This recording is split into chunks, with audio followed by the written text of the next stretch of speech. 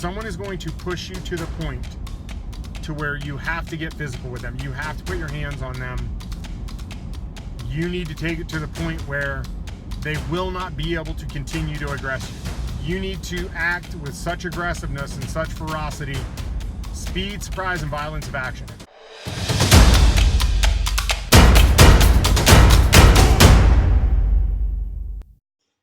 Hey guys, it's Joe here for the Practical Prepper Podcast, and today I've got a doozy for you. It's a situation that a lot of guys sometimes find themselves in, and to be honest, knowing friends of mine, so do the ladies. The problem here is you're out and about, and things are getting a little wild, things are escalating, you bump into someone, somebody thinks you're staring at something you shouldn't have been. Whatever the case is, there's now some sort of confrontation that's arising. I'm talking about bar fights. So Ken, as you heard in the intro there, is going to tell us how to get out of them. But to be honest, he's going to spend most of the next few minutes telling us how not to get into them, because that's really the best choice. Once the fight starts, somebody's going to get hurt, and you never know what that person is going to be capable of. You're never going to know what training they have, and size doesn't always matter, gender doesn't always matter. Really what it comes down to is somebody is going to surprise somebody, because both people got into the fight thinking they both could win it, otherwise someone would have ran. So Ken's going to show you how to run, which is the best option. Believe it or not, it's always the best option. I can't say that enough, and I think he'll reiterate that 2 or 3 times here. But what I asked him is, hey, you're a guy, you've trained to be able to get into altercations and get yourself out of it. And no, we don't always have a gun. No, we're not always going to fight with a lethal blade. But what happens in this pretty common situation that I'm pretty sure we've all either been in or have witnessed, where all of a sudden 2 people start pushing. So let's see what Ken has to say. Hey guys, so I'm just leaving the range. Been a long day of shooting and teaching and just all sorts of stuff, and I was thinking about one of the conversations that Joe and I were having recently, and we were talking about how do you avoid a bar fight. It's one of those things where I think men live in a slightly different world than women do, and men who put themselves in certain situations definitely live more so in that world. I think we're a little bit more commonly motivated by ego and just testosterone, and like just not wanting to back down. That aggressiveness comes up in you, and the fight or flight, and oftentimes we go to the fight.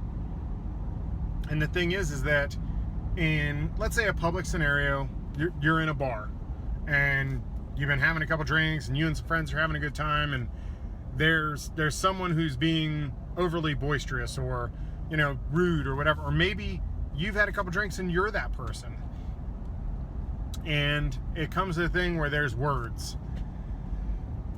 I don't care how much you've had to drink, I don't care how much of a badass you are or how much you train. The guys who spend the most time in the gym training and fighting and stuff like that will be the first ones to tell you that in a public situation they do everything they can to avoid a fight. You learn very quickly in training, fights aren't like they are in the movies. The likelihood of someone getting seriously hurt in that sort of environment is exponentially higher. You add alcohol and it jumps through the roof. It's almost unquantifiable.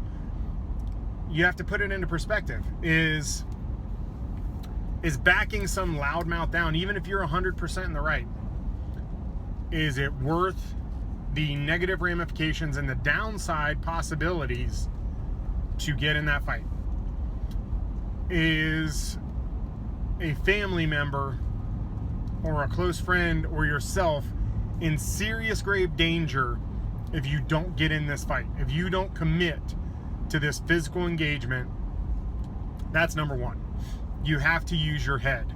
Part of being a legitimately prepared person is using your mind. The old adage that my mind is my strongest weapon. That's been said by warriors in nearly every culture in some way or another. And it's because it holds true. Really, guys who are legit warriors oftentimes are the last guys you'll see wade into the fray. They may be a badass once they're there. They may just decimate people once they're in it, but they're generally the last person who wants to get into that scenario. So rule number one, use your brain, use your mind, think your way through this situation, ask yourself all the questions of, is this really worth it? And give yourself honest answers.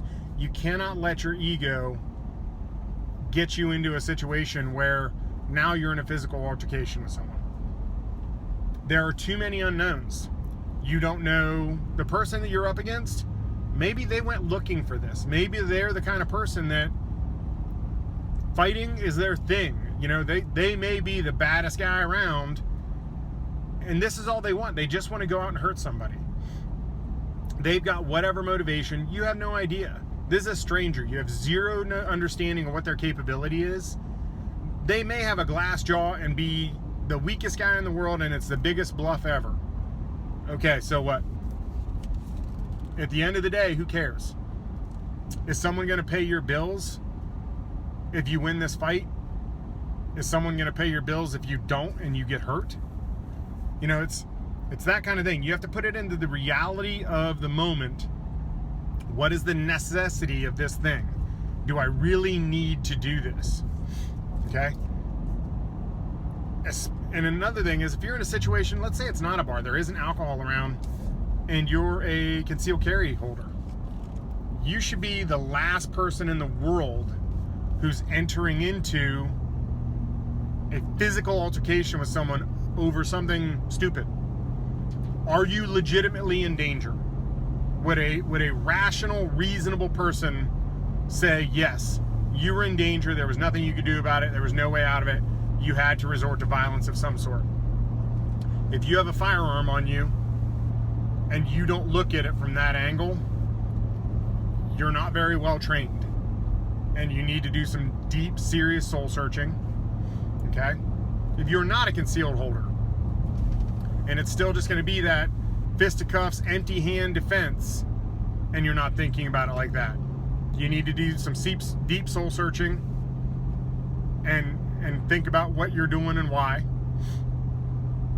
Okay, you're not the aggressor, you're not the problem, you're trying to use your verbal judo, you're trying to create distance, you're doing everything you can to extract yourself from this situation, and the person just pressing the issue and pressing the issue and pressing the issue and won't let you.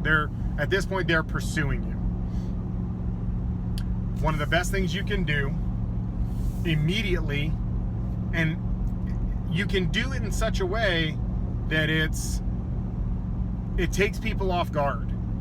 And I don't mean in a way that like you're aggressing them, but it looks very natural.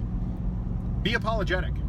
Hey man, I'm really sorry that I bumped into you. Totally my fault. Let me get you another beer. You know, hey, you know, I really wasn't looking at her. That wasn't, you know, I was looking at whatever was going on beyond her, whatever.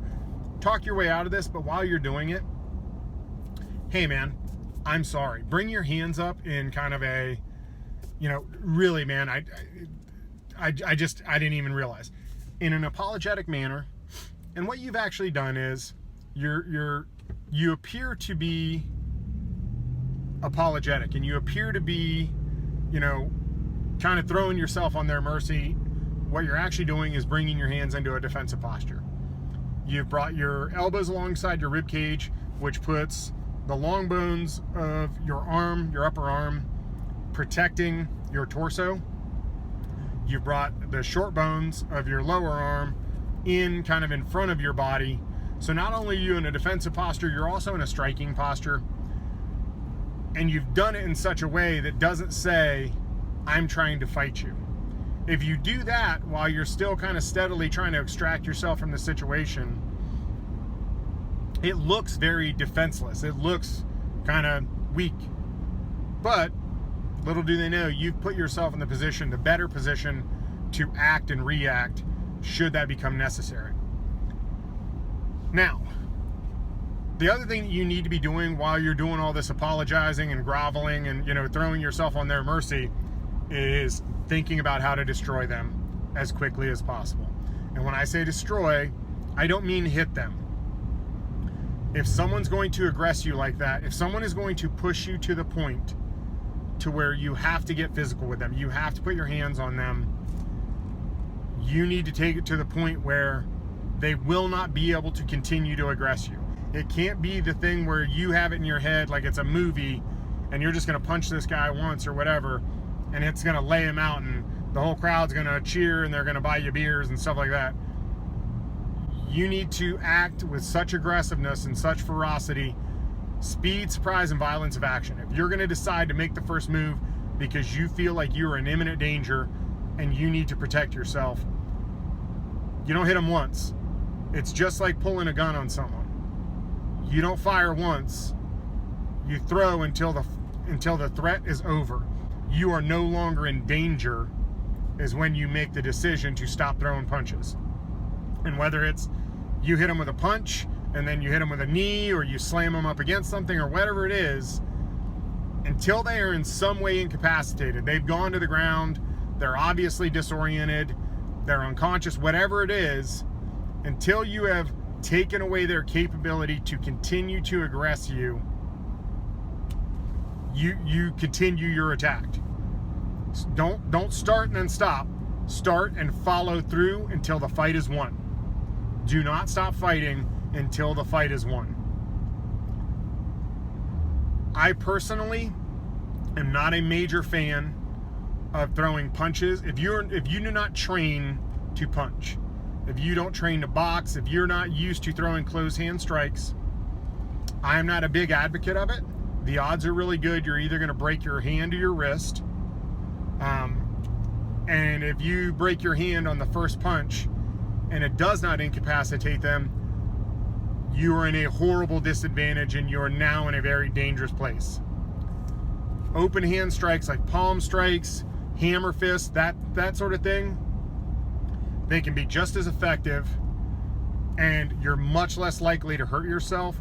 A palm strike, or what's also known as a sun fist, an open hand strike to the face, is devastating. You're basically hitting someone in the face with the long bones of your lower arm, and it can be extremely aggressive. And once again, it looks defensive or defenseless when you first put your hands up and you're like, hey man, I don't want to fight, and then next thing you know, you're driving your palm through their forehead. It's a bad day. If you are a trained fighter and you have some time, throwing punches and you've hit a bag and you understand how to hit and punch well, by all means, it's a great technique. It's very effective. If you are not, and that's not something you do, you should either seek out training or not try to use that. It's not as instinctual as people would like to think. And if you injure yourself on the first strike, like I said, you're in a very difficult situation, because depending on how bad you hurt yourself at that point, you can't even grapple to protect yourself because you can't hold your own hands. Guys, my rules are real simple. De-escalate and extract yourself from the situation. Try to talk your way out of it. Unless it's the kind of thing where you immediately know there's no getting out of this. This person is not going to let this go. I'm going to have to take it to the limit. Okay, then you can jump all those other steps and immediately go to defending yourself.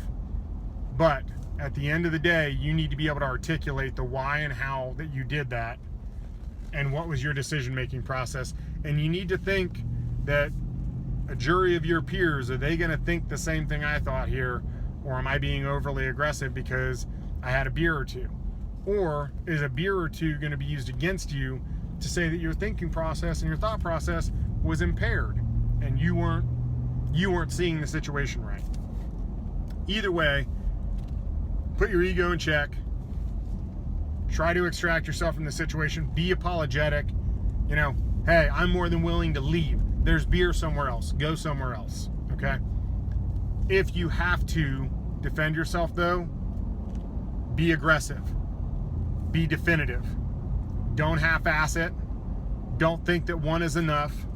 You continue the fight until the fight is won. And from the second you start, it needs to be 100% full out effort, as aggressive and over the top as you can until they are incapacitated. That is not, I'm not telling you to kill people. I am telling you to knock people down and make them dizzy, or make them rethink their choices that led you to this situation to begin with. That doesn't mean kick people in the head who are down and out or stupid stuff like that. You're trying to incapacitate a person so that you can get away, not so that you can hurt them once they're down.